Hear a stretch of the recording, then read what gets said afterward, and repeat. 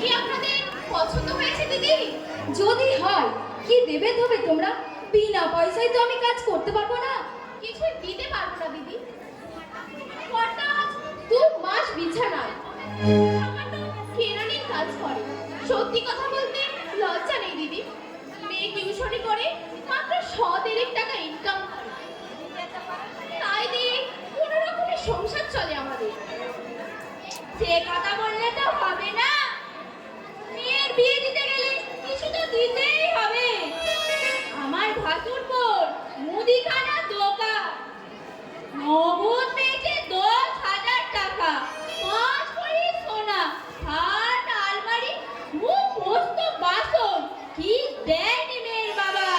কাঁদুনি গাইলে জমে ছাড়বে, কিন্তু মেয়ের বাবা নয়।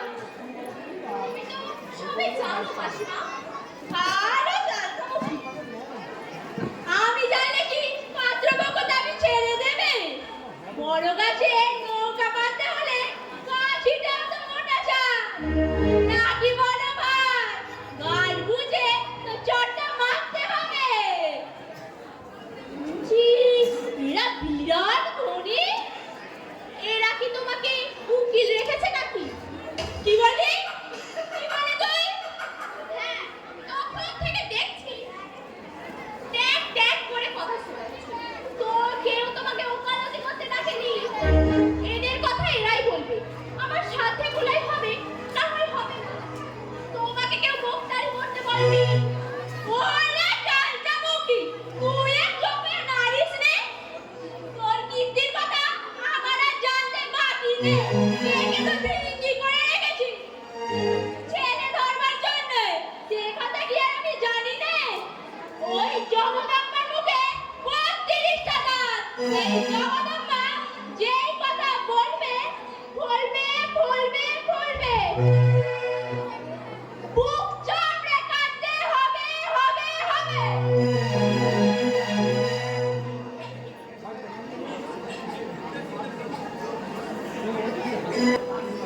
হেনা তাহলে তোমার মস্তক দাদার বউ রমেনদার তো আপন ভাই বোন নেই। আমাকে উনি আপন বোনের মতনই দেখেন। কথা কি জানে? আসলে সেকেলের মানুষ, তাছাড়া বয়সও হয়েছে।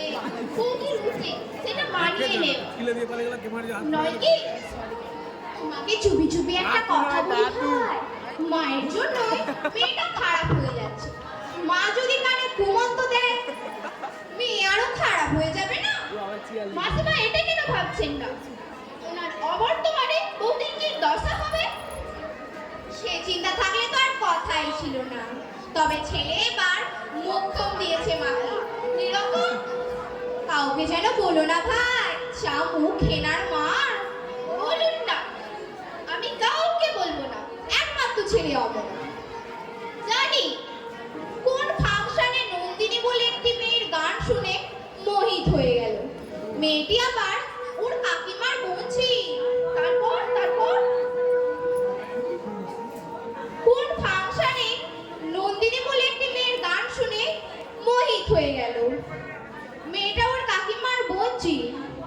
তারপর অনেক সম্বন্ধ দেখেছে বাবা মা। ছেলের আর পাত্রী পছন্দ হয়। হবে কি করে? মন তো বাঁধা পড়েছে ওই নন্দিনীর গানে। তারপর ছেলে মাকে পরিষ্কার জানিয়ে দিয়েছে ওই মেয়ের সঙ্গে বিয়ে না দিলে ছেলে বিষ খাবে। অনেক সাধ্য সাধনা আমি যাবো। ছেলে সেই এক কথা, নন্দিনীকেই চায়। আমি জানিনি এটা আমাকে সেই নন্দিনীর সঙ্গে বিয়েটা হলো। হ্যাঁ, স্যার সবাইকে নেমন্তন্ন করেনি। প্রদর্শনী মেলার চাবিটা, প্রদর্শনী মেলার চাবিটা সে কি? সিদ্ধার্থ বাবুর কাছে। বৌদি বলেছে এইটা আলোচনা আবার চিঠি করছি। পাঠিয়েছে। চিঠি পাঠালে আমি তার সৌজন্যের হাতেও আসে। এতে অর্থ আছে, কিন্তু মনুষ্যত্বে একাত্মই আছে। জামাই থাকতে পারে তার সঙ্গে বিবাদ, তা বলে একমাত্র ছেলের বিয়েতে নেমন্তন্ন করবে না?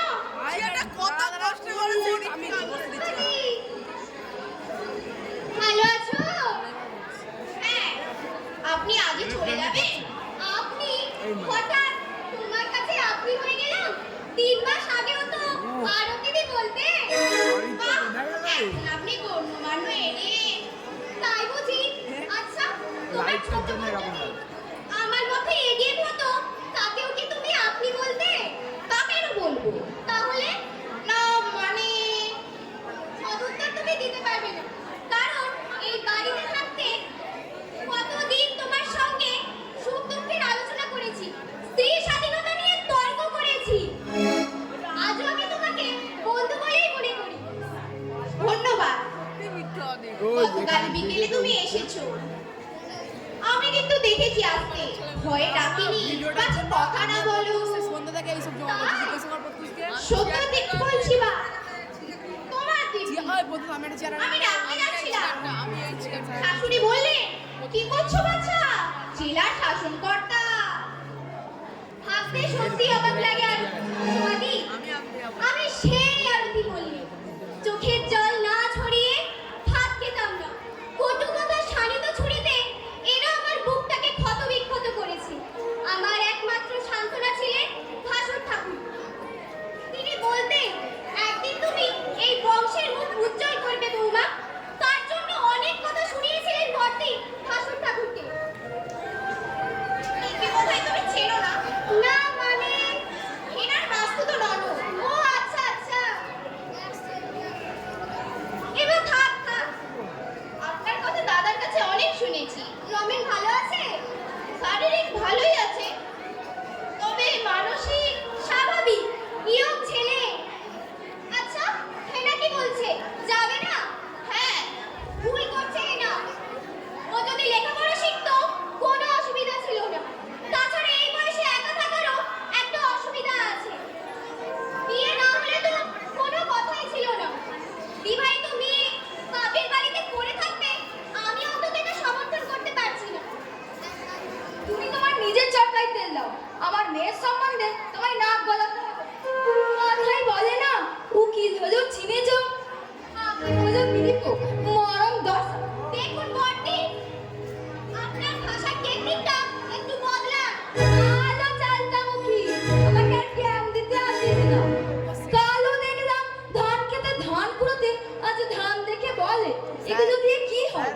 চালটা মুখীদের অঙ্গ দেখলে অঙ্গ জ্বলে যায়। আপনি একটা ইতর। ও বকুল স্যার, লাল শাড়ি আজকে কালো শাড়ি পরেছে কেন? তোমার মতো ইতরের সঙ্গে কথা বলার প্রবৃত্তি আমার নেই। আমি বলে যাচ্ছি, ওটাই তো খুঁজছি তোমার আমরা, মৃত্যুর কথা তো ওটাই তুমি তো। নিজেই করছো। এখনো যদি সাবধান না হও, এর জন্য তোমাকে কঠিন মূল্য দিতে হবে। সেদিন চোখের জলের গঙ্গা বইয়ে দিলেও মানুষের এতটুকু সহানুভূতি তুমি পাবে না। আরে যা যা, অর্ধেক দম্ভ তোমার থাকবে না। তৎকালীন ভগবান তোমার দর্প চূর্ণ করবে। এখনো যদি সাবধান না হও, তোমার মতো মানুষের জন্য রাস্তার শেয়াল কুকুরও কাঁদবে না। শকুনের অভিশাপে গরুগুলো মরে গেল আর কি। আমার কিছু কথা ছিল মাসিমা। হেনার বিষয় তো, হ্যাঁ, হেনা আর যাবে না ওই ছোট লোকের বাড়িতে। আমার মনে হয় হেনাকে পাঠানো উচিত। ওর শাশুড়ি যখন চিঠি লিখে পাঠিয়েছে। চিঠিটা দেখেছো তুমি? না। কি লিখেছে জানো? লিখেছে, বউকে যদি না ঘরে পাঠান আমি আবার ছেলের বিয়ে দেবো। হারামজাদি চালদামুখী ভেবেছে আইন কানুন আমি কিছু জানি না। দে না তোর ছেলের বিয়ে, বিয়ে দিলেই পুলিশ এসে কোমরে দড়ি বেঁধে টানতে টানতে নিয়ে যাবে। বাঙালকে হাইকোর্ট দেখেছে ওই চালদামুখী। দেখুন মাসিমা, মুখ খারাপ না করেও তো কটু কথা বলা যায় মানুষকে। আমাকে আর জ্ঞান দিতে এসো না, বুঝলে? না বলি মুখ তো ছড়াচ্ছ না, জ্ঞান দেয়া তো ওদের বংশের শখা। দেখো বৌদি, আমি যেতে পারি, তবে একটা শর্ত আছে। শর্ত? তোমার মাসি মানে আমার শাশুড়ি যদি এসে আমাদের হাতে পায়ে ধরে ক্ষমা চায়, তবে কি বলছো তুমি? কি বলেছে? যেমন কুকুর তেমন মুগু, তিন কাল গিয়ে এক কালে ঠেকেছে। এত তেজ কি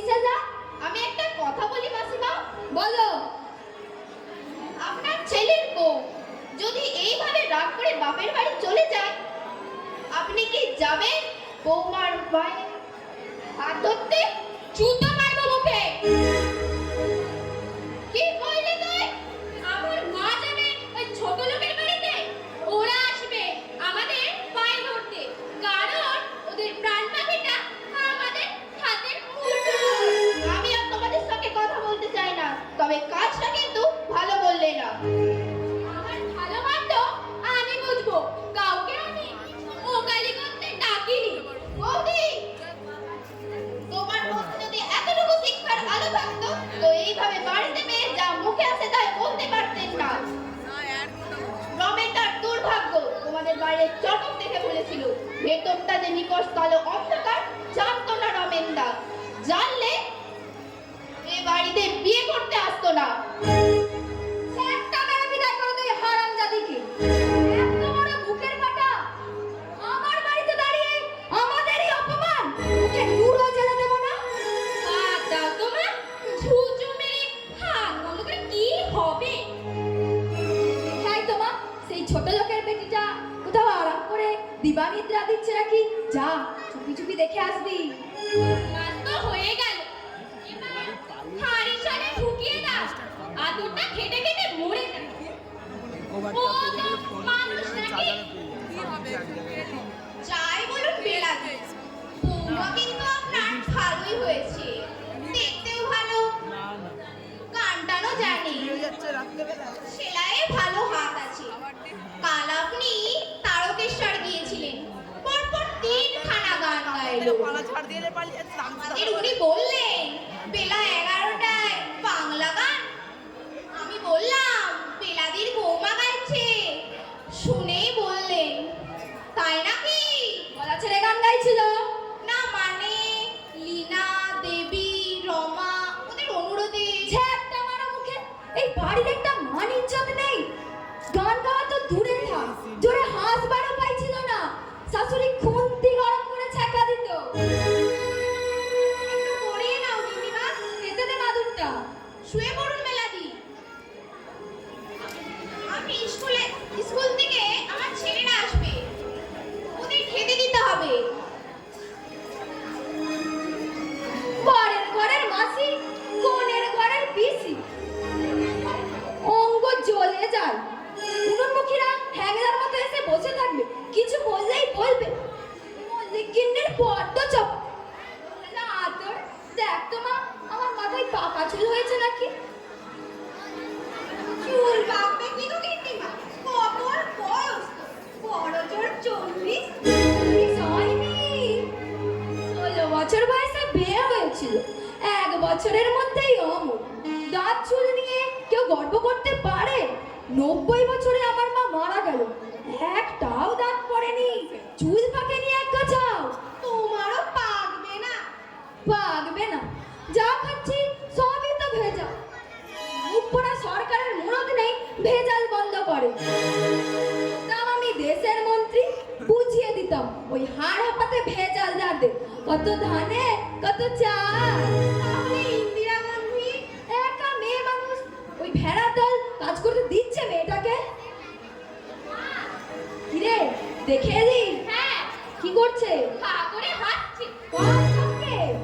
দাদার সঙ্গে। হ্যাঁ, অমল বাড়ি এসেছে। দাদা বাবু খেতে এসে দোকানে যায়নি, বৌদিকে ডেকে উপরে চলে গেল। ছি ছি ছি ছি ছি ছি ছি। বাপ বাপ ঢুকেছে আমার সোনার সংসারে, অলক্ষী ঢুকেছে আমার সোনার সংসারে, অলক্ষী ঢুকেছে। কোথায় যাব মা? এই ভর দুপুর বেলা ওই চোমের বাচ্চা বউয়ের সঙ্গে বসে গল্প করছে। এই বংশে এমন কাজ কোনোদিনও করেছে কেউ? তোমার ছেলেকে বশ করে ফেলেছে।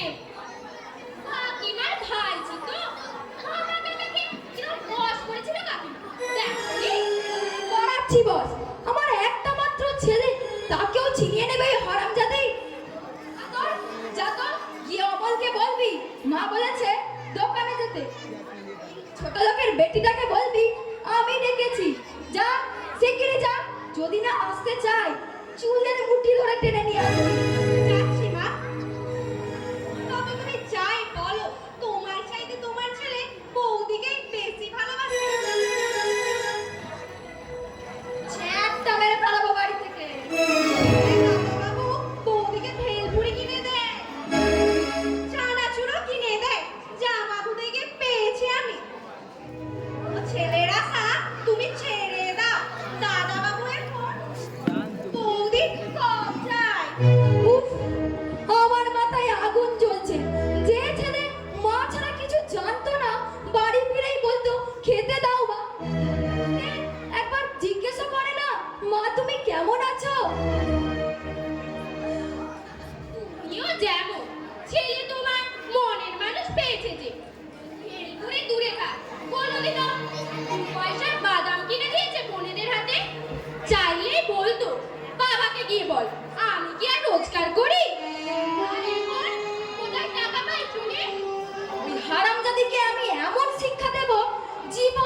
করতে পারবে না।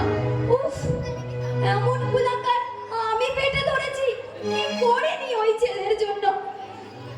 তিল তিল করে বুকের রক্ত ঝরালাম, অসুখ হলে সারা রাত কোলে নিয়ে বসে থেকেছি। খাওয়া ছিল না, ঘুম ছিল না, আজ সেই ছেলে। তুমি অযথাই দুঃখ পাচ্ছ মা। ছেলে যদি তোমার হতো, জেদ ধরতে পারতো। ওই মেয়েকে ছাড়া বিয়ে করবো না, একটু ফসুলি দিলে সোনাটা তো আদায় হতো। বললে কিছুই দিতে পারবো না। তোমার ছেলে গিয়ে বলে এলো কিছুই দিতে হবে না। আদিক্ষেতা। আপনি আমাকে ডেকেছেন? কোথায় ছিলে এতক্ষণ? ঘরে। কি করছিলে ঘরে? আপনার ছেলে ডেকে নিয়ে গেল।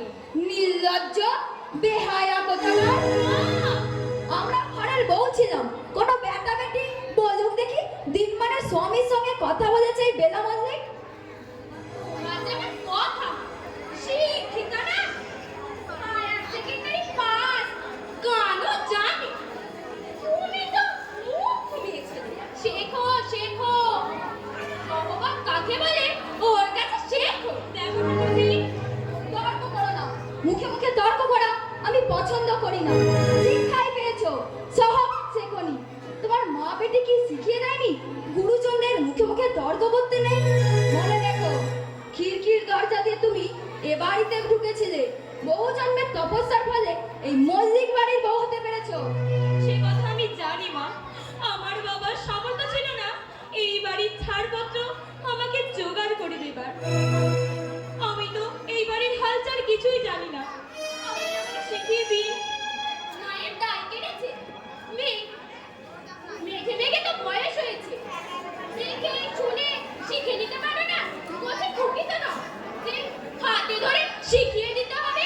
বিকেলে হেসেলে যাবে, আদরে বিশ্রাম দরকার। আমি আর একদিন সময় দিন মা, কাজগুলো আমাকে বুঝিয়ে দিন। ফ্যাচ ফ্যাচ করো না তো বাচ্চা, অসহ্য লাগে। 16 বছর বয়সে এই সংসারের হাল আমিই ধরেছিলাম।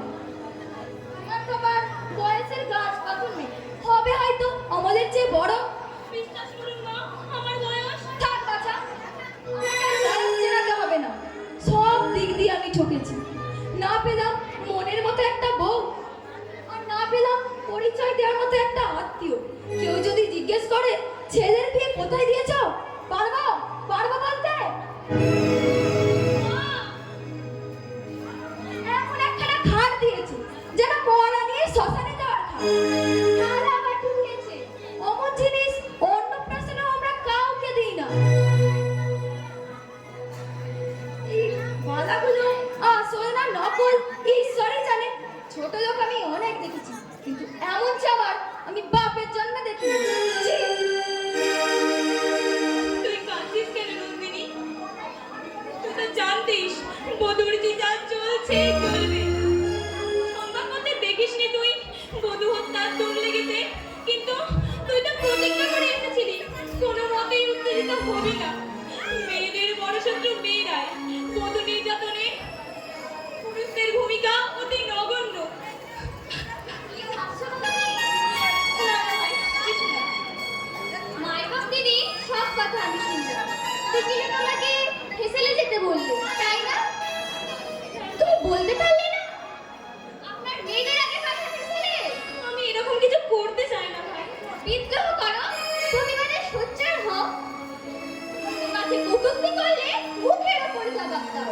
ওরা বুঝুক কারণ দয়ায় তুমি এই বাড়িতে আসো। নিজের যোগ্যতা দিয়ে এসেছো। আর কেউ তোমাকে সমর্থন না করুক, আমি করব। আমি তোমার পাশে দাঁড়াবো। আমি কখনো ভাবিনি ঠাকুরজি এত দুঃখ আমার অদৃষ্টে ঘটবে।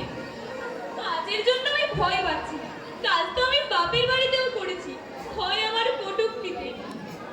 তোমরা তো জানো আমার বাবা গরিব, যৌতুক দিতে পারবেন না। তবু তুমি বলো ঠাকুরজি, তবুও যদি মেয়ের সামনে তার বাবাকে নিয়ে নিন্দা করে, কোনো মেয়ে কি পারে তা সহ্য করতে? তোমার চোখের জলের দাম এরা দেবে না। সে কথা আমি জানি, তবু এই অবুঝ চোখ দুটো বাধা হয়। জানি না আগের জন্মে আমি কি পাপ করেছিলাম, হরণ করেছিলাম কার মনে